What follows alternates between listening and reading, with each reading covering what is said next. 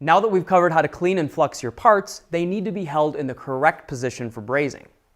Before you start heating the parts for brazing, you need to make sure they remain in proper alignment during the heating and cooling cycles, so that capillary action can do its work. When assembling your parts, make sure the tube is fully inserted into the other before you start brazing. You'll be able to tell pretty easily when you insert the tube. It will go in as far as the distance of the inside diameter of the inner tube. Granted, if you're brazing HVAC components, this isn't an issue, since virtually all the joints are tubular slip-fit assemblies. So by nature, they are self-aligning and self-supporting during the brazing process. Self-fixturing is when no fixturing is needed and gravity alone holds the assembly together. Now that the parts are properly aligned, they are ready to be brazed. In the next video, we'll demonstrate how to properly heat for brazing. This is preferred for assembly complexity and heat transfer efficiency.